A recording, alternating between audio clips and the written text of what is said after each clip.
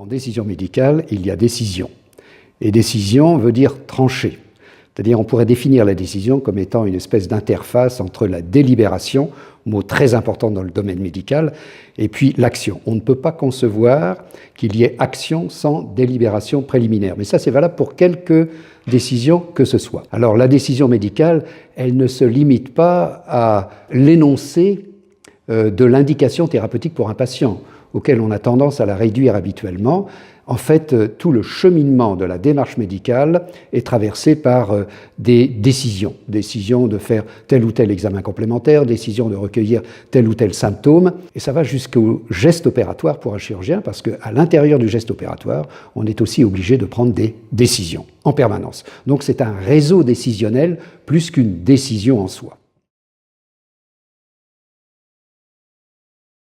Ah, ça, je crois qu'il faut faire référence au grand tournant des années 80-90, parce que jusque dans les années 80, on était régi finalement par une effarante solitude, comme je l'appellerais, dans la décision médicale, qui n'appartenait en titre qu'aux médecins. Enfin, ça rejoint un petit peu ce que disait Porte à propos du colloque singulier avec le malade. C'était une conscience qui rencontrait une confiance, comme si la confiance du malade était un dû ou était acquise d'emblée. Alors, ce qui a changé, c'est qu'effectivement, le partage se fait non seulement avec le patient, et je pense qu'une démarche médicale, c'est d'abord un accompagnement pour retrouver une nouvelle forme de vie, soulager de la lésion qui obère l'activité du patient, et c'est aussi un partage avec les autres spécialistes de la question. Donc cette notion de décision médicale partagée n'enlève rien de la responsabilité du chirurgien qui va opérer le patient.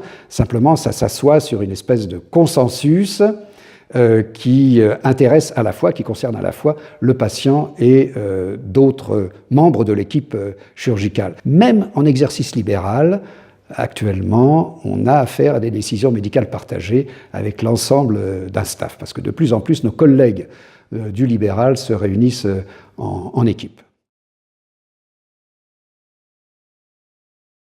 Alors, dans la question, il y a deux mots qui sont très importants, c'est juste et soin. Alors, juste ne fait pas référence à une quelconque justice, évidemment, mais plus exactement à la justesse de la décision médicale, c'est-à-dire ce qui est approprié, argumenté et justifié pour un patient particulier à un moment de sa vie pour une lésion donnée. Et la décision qu'on est amené à prendre, qui est une décision médicale partagée, encore une fois, avec le patient, ne pourrait très bien ne pas être la même 10 ans plus tôt, 10 ans plus tard, enfin, etc. Il faut noter d'ailleurs qu'en chirurgie adulte, il y a très peu, sinon pas du tout, d'opérations préventives, alors que ces opérations préventives, c'est-à-dire une anticipation de l'avenir, eh bien, existent dans le domaine de la chirurgie orthopédique pédiatrique. Mais c'est un autre chapitre. L'autre mot important, c'est le soin. Or, soin, ça veut dire souci de l'autre. Le soin, c'est beaucoup plus étendu, évidemment, que le traitement. Et donc, il faut avoir en permanence le souci de l'autre à travers la décision médicale partagée à la fois avec le patient et avec l'ensemble des membres de l'équipe. Alors, c'est un problème de formation. Alors, jusqu'à une époque qui n'est pas si ancienne que cela, c'est-à-dire les années 80-90 encore, c'est-à-dire les grandes années du tournant, cette formation se faisait par osmose et on se fondait beaucoup sur la vertu de l'exemple, l'exemplarité.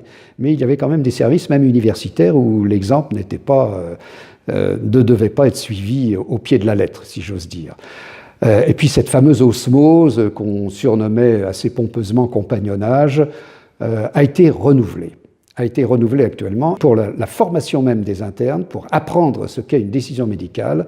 Actuellement, la tentative est de mettre en place deux outils très importants qui sont la simulation, bien entendu, pas seulement la simulation technique, mais la simulation qui consiste en des jeux de rôle, en des mises en situation, et puis surtout un compagnonnage, mais qui est un compagnonnage renouvelé, qui ne se limite pas à une simple osmose, et on pourrait parler de compagnonnage encadré, éclairé, partagé, là aussi, parce qu'il y a un partage de connaissances qui va dans les deux sens, une espèce de circularité de la parole, et à telle enseigne d'ailleurs que dans les textes, il est fait mention de notions très importantes, comme le contrat de formation, qui dit bien ce que ça veut dire, et les internes seront suivis tout au long de leur cursus.